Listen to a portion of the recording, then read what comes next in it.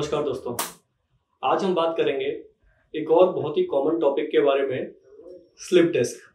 इसे हमारे टर्म में प्रोलैप्स इंटरवर्टेब्रल डिस्क बोलते हैं एंड जनरल टर्म में स्लिप डिस्क बोलते हैं। तो दोस्तों, हम इसमें 3 पहलुओं को टच करेंगे। स्लिप डिस्क होती क्या है, ये होती कैसे है और इसका इलाज कैसे होता है। तो दोस्तों, सबसे पहला, स्लिप डिस्क बेसिकली होती क्या है। हमारी जो रीढ़ की हड्डी बनी होती है वो ब्लॉक्स ऑफ बोन्स से बनी होती है। इन ब्लॉक्स ऑफ बोन्स की स्टैकिंग होती है एक के ऊपर एक। तो ये जो बोन्स की स्टैकिंग होती है दोस्तों, एक के ऊपर एक, इनके बीच में एक सॉफ्ट सी स्ट्रक्चर होती है जिसे बोलते हैं डिस्क। ये डिस्क हमें 2 चीजों में हेल्प करती है। सबसे पहले तो ये स्पाइनल कॉलम को मोबिलिटी प्रोवाइड करती है एंड दूसरी ये शॉक अब्जॉर्बर का काम करती है। तो दोस्तों, अब ये डिस्क स्लिप कैसे हो जाती है। दोस्तों, ये डिस्क स्लिप होती है यूजुअली सबसे पहला अनअकस्टम्ड एक्टिविटीज, गलत पोस्चर में वेट लिफ्टिंग करना, बहुत ज्यादा वेट लिफ्टिंग करना, किसी का जॉब प्रोफाइल ही ऐसा है जिसको वेट लिफ्टिंग बार बार करनी पड़ती हो, ऐसे लोगों को स्लिप डिस्क होने की संभावना ज्यादा रहती है। वेट लिफ्टर्स जो जिम में जाके भी बहुत ज्यादा वेट लिफ्टिंग करते हैं, इनमें भी अगर थोड़ी सी स्टांस अच्छी नहीं रही, थोड़ा कंसंट्रेशन मिस हुआ, इनमें भी स्लिप डिस्क होने के चांसेस हाई रहते हैं। एक एक्सरसाइज जो हम हमेशा देखते हैं कि हमारे ओपीडी में आते हैं and with respect to lower back pain and lower back pain radiating to legs, इसमें डेडलिफ्ट एक एक्सरसाइज जो बहुत कॉमनली हमें वेट लिफ्टर्स बताते हैं कि हम वो कर रहे थे एंड वो करते करते हमारी बैक में अचानक से बहुत तेज दर्द हुई। तो ये deadlift is one dangerous exercise जिसमें थोड़ी सी भी आपकी स्टांस गलत हुई या आपका कंसंट्रेशन हटा तो इसमें स्लिप डिस्क के चांसेस बढ़ जाते हैं। फिर दोस्तों, ये होती है गिरने से। आप कभी सडनली स्लिप कर जाओ और आप हिप के बल एकदम धड़ाम से गिरो, इसकी वजह से भी स्पाइनल कॉलम में बहुत ज्यादा जोर पड़ता है एंड आपकी डिस्क अचानक से दब के पीछे की तरफ, बीच का जो न्यूक्लियस पल्पोसस वाली पार्ट होती है वो स्पाइनल कॉलम में जाके स्पाइन नर्व के ऊपर कंप्रेस कर सकती है। तीसरा दोस्तों, बहुत प्रोलॉन्ग्ड एक्टिविटी, यानी कि बहुत prolonged driving, prolonged bending forward and working इन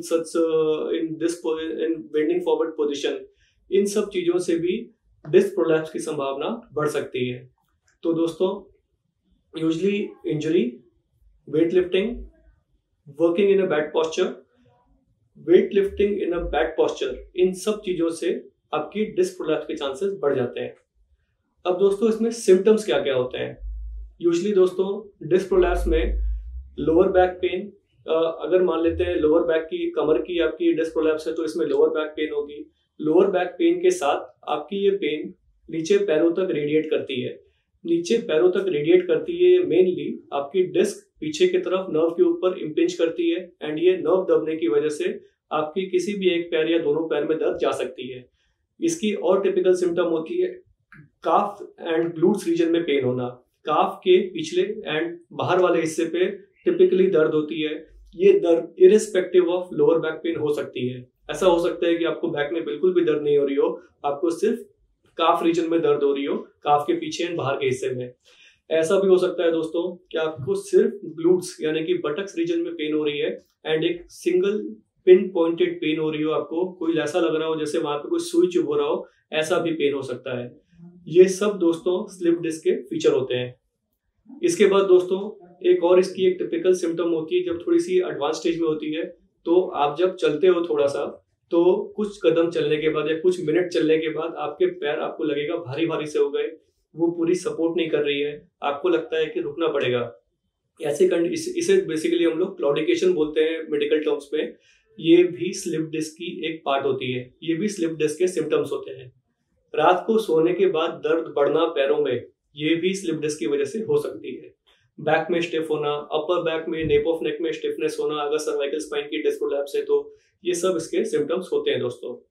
तो दोस्तों, जब भी कभी ऐसा होता है तो आप डॉक्टर से कंसल्ट करते हैं। हम इस पे कुछ सेट्स ऑफ अपने टेस्ट करते हैं, एग्जामिनेशन करते हैं। एग्जामिनेशन करने से काफी चीजें हमारी क्लियर हो जाती है कि एक्चुअली में मसल स्ट्रेन है, स्लिप डिस्क है या सिंपल मसल की प्रॉब्लम है। तो दोस्तों इस पे हम फिर कुछ एक्सरे करा के एक बार चेक करते हैं कि इसमें एक्चुअली में सिर्फ डिस्क की प्रॉब्लम है या फिर हड्डी भी घसकी हुई अपने जगह से। और अगर हमें एक्सरे लगती है चीजें ठीक आ रही हैं तो इसका इलाज कैसे होगा।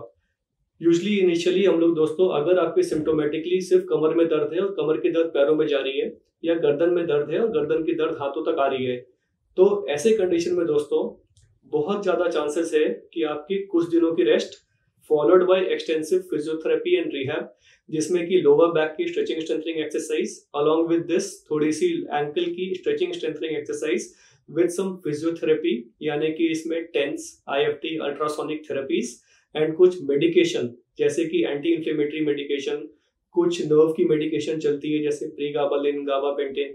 इन सब से चीजों की रिकवरी होने की संभावना बहुत अच्छी होती है। ऑलमोस्ट 80 to 90% पेशेंट सिर्फ मेडिकल मैनेजमेंट, फिजियोथेरेपी एडवाइस से ठीक हो सकते हैं। अगर मान लेते हैं दोस्तों आपने 6-8 हफ्ते के लिए ये सब ट्राई किया, इसके बाद भी आपकी पेन ठीक नहीं होती है, तो हमें इसमें फिर एक MRI करा के देखना पड़ता है कि आपकी सिम्टोमेटिकली MRI में डिस्क कितनी प्रोलैप्स है, कितनी ज्यादा नर्व के ऊपर कंप्रेशन है। फिर इसके बेसिस पे आगे फर्दर ट्रीटमेंट प्लान होती है। अगर हमें MRI देख के भी लगता है कि डिस्क बहुत ज्यादा प्रोलैप्स नहीं है लेकिन सिम्टम्स ज्यादा है, हम थोड़ा और वेट कर सकते हैं, क्योंकि इसमें कई बार आराम आने में 3 से 6 महीने भी लग जाते हैं। अगर हमें MRI देखने पे लेकिन लगता है कि आपकी डिस्क प्रोलैप्स बहुत ज्यादा है, नर्व के ऊपर इंपेंजमेंट बहुत ज्यादा है, कंप्रेशन बहुत ज्यादा है, ऐसे कंडीशन में दोस्तों इसमें ऑपरेट करने की जरूरत पड़ सकती है। तो इसके ऑपरेशन में दोस्तों हम लोग यूजली आज के जमाने में एंडोस्कोपिक सर्जरी, यानी कि एक बहुत ही छोटे से होल करके हम एंडोस्कोप से अंदर जाके नर्व रिट्रैक्ट करके एंड वो डिस्क को हम लोग एक्सट्रैक्ट कर लेते हैं। तो नर्व के ऊपर जो चीजें कंप्रेस कर रही थी वो कंप्रेस करती ही नहीं है एंड इसके बाद इसके रिजल्ट बहुत ही अच्छे होते हैं। तो दोस्तों एंडोस्कोपिक डिकम्प्रेशन और या फिर endoscopic discectomy is a very good surgery for this. Endoscopic अगर हम नहीं करते हैं तो हम ओपन सर्जरी भी कर सकते हैं। दोनों में बहुत ज्यादा डिफरेंस नहीं होते दोस्तों। अगर मान लेते हैं ओपन सर्जरी में करीब 4 सेंटीमीटर का हमें कट लगाना पड़ता है, तो एंडोस्कोपिक में 1 to 2 सेंटीमीटर कट लगाना पड़ता। तो इसमें कट का बहुत ज्यादा डिफरेंस नहीं होता और बहुत लोग ऑप्ट करते हैं कि एंडोस्कोपिक कराना है हमें, तो हम एंडोस्कोपिक सर्जरी करते हैं, माइक्रोस्कोपिक डिसेक्टोमी भी करते हैं एंड ओपन डिसेक्टोमी भी करते हैं। तो दोस्तों इसमें जो सर्जरी की जाती है, सर्जरी में हम लोग यूजली नर्व को डिकम्प्रेस करते हैं। जो डिस्क प्रोलैप्स होके नर्व के ऊपर इंपिंज कर रही होती है, हम उस डिस्क को निकाल देते हैं एंड नर्व फ्री हो जाती है।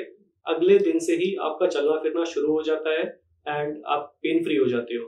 फिर rehab, extensive physiotherapy, rehab exercises चलते रहते हैं। आप एक्सपेक्ट कर सकते हैं कि आप दोबारा खेलना कूदना अप्रोक्सीमेटली 1 से 1.5 महीने के बाद कर सकते हैं। वीडियो देखने के लिए धन्यवाद दोस्तों। एंड आपकी कोई भी क्वेरी हो इस वीडियो के रिगार्डिंग, इस टॉपिक के रिगार्डिंग, आप कमेंट सेक्शन में लिखिएगा, हम उसे जरूर रिप्लाई करेंगे। धन्यवाद दोस्तों।